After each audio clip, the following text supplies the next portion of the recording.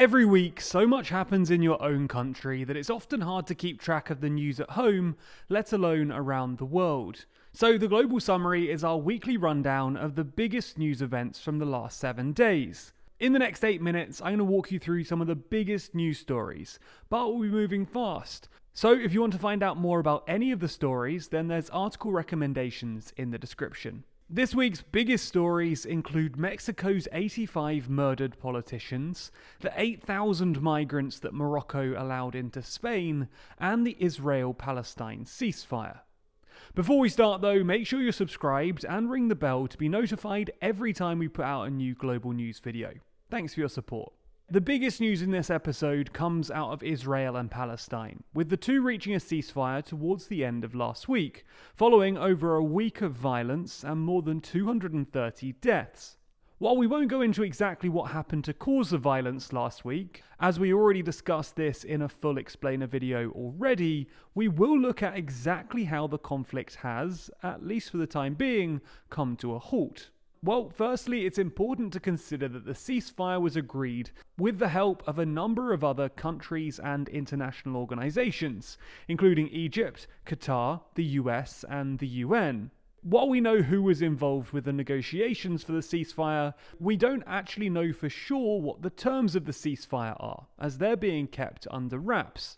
The Palestinians have suggested that one of the terms is that Israel lift their hands off the Al-Aqsa Mosque, something that reportedly contributed to the conflict last week. However, Israel has denied that this was a condition.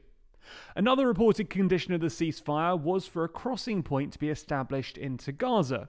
Again though, this is only speculation. Although the key conditions are not known, many world leaders have stated that they hope the ceasefire will last indefinitely. Both the Israeli government and Hamas, the de facto leaders for Gaza, have tried to claim that the ceasefire demonstrates that they were victorious in the conflict. Israel claim that they've managed to exact a heavy price on Hamas, whereas Hamas have claimed that the ceasefire was a victory for the Palestinian people. Ultimately, we'll have to keep an eye on the region to see whether the ceasefire does in fact hold. Let's now move to Europe, where there's been a major plane controversy. And while it was on a Ryanair flight, the controversy wasn't related to legroom or the price of food.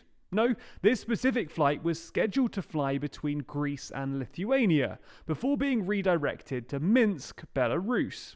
When we say redirected, we don't mean due to bad weather or anything. It was redirected because it was instructed to under the orders of the Belarusian authorities, likely acting on behalf of the Belarusian dictator Lukashenko. This instruction was made rather forcefully, as an MiG-29 fighter jet was scrambled to ensure that the Ryanair flight did as it was told. The instruction was made supposedly due to a bomb scare. However, when it landed, no such explosives were found. Before returning to Lithuania, though, Roman Protasevich was arrested by the Belarusian authorities. This is likely far from a coincidence as well, as Mr. Protasevich has a history with Belarusian anti-government journalism. In 2011, he was even expelled from his school for attending a protest rally. Since then, he co-founded the Nexta group, which was used to organise demonstrations against the government on the app Telegram. Understandably, since 2019, he's fled the country, fearing that he would be arrested.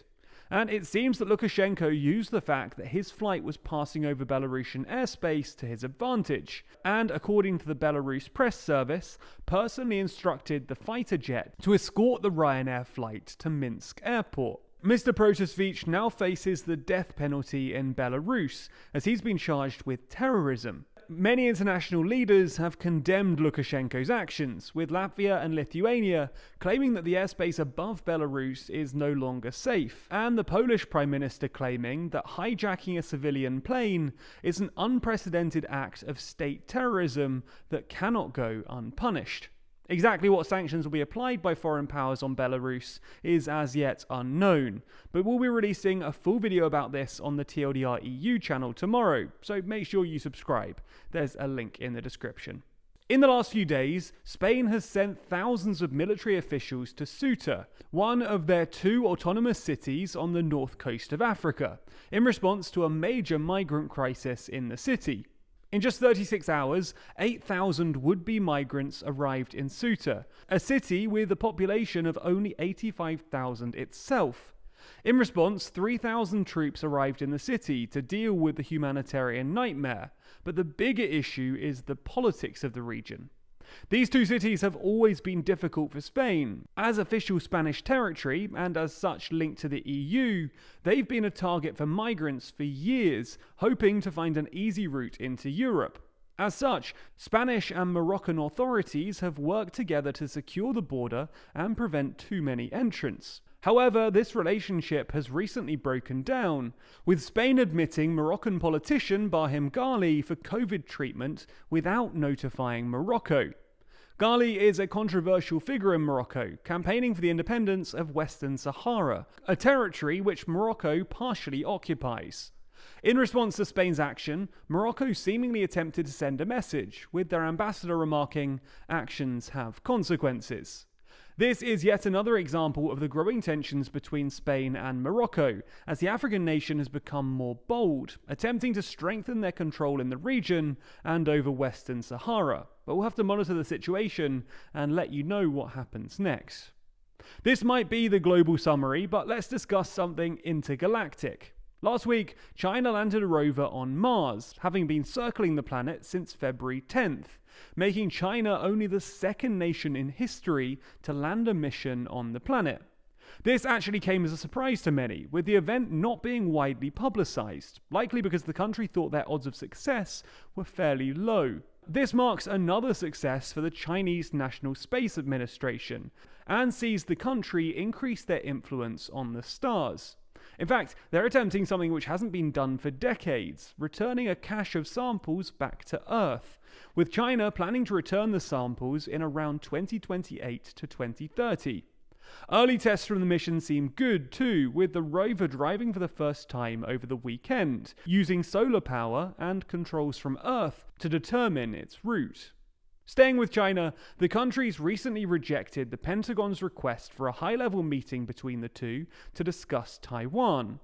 The US had been hoping for an opportunity to discuss the situation with the Asian superpower, as the world becomes increasingly concerned about China's action in the region, something we discussed in another video. Lloyd Austin, the US's defense secretary, apparently made 3 separate requests to speak with the general of the vice chair of the Central Military Commission, but China has thus far refused to engage, with a US defense official telling the FT that the Chinese military has not been responsive. This has worried many, especially in the light of China's recent actions in Alaska, Taiwan, and the South China Sea more generally, with a former Pentagon official remarking, "It's important to have clear communication." Mexico is currently preparing for their general election, set to happen on June 6th. However, we're not here to discuss the election. We're discussing the more than 30 candidates who have been killed in the run-up to the election. In total, since the election process began last September, 85 politicians have been killed. A horrifying statistic that plays a part in Mexico's generally high murder rate. It's been reported that a number of these deaths are related to conflicts between politicians and organized crime groups, with one expert remarking, if you confront them, you get harassed or killed, and that no one can run for office without the permission of the mayor and the local crime boss.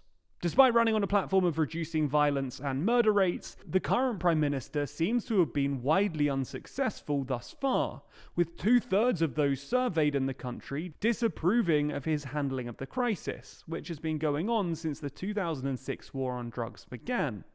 If you want to know more about the situation in Mexico, the high death tolls, and other ongoing conflicts around the world, we've discussed that in another video, which is linked below.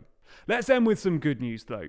You might be aware that in the US, Girl Scouts are famous for their cookies, selling them across the country to raise money for Girl Scout councils and individual troops. However, since the pandemic, sales have been hit hard, with footfall down in popular areas and restrictions on their sales techniques, resulting in sales falling by 50% last month. Anyway, an unlikely hero seems to have stepped in to aid the group, with Google swooping in to deliver cookies by drone in Christiansburg, Virginia.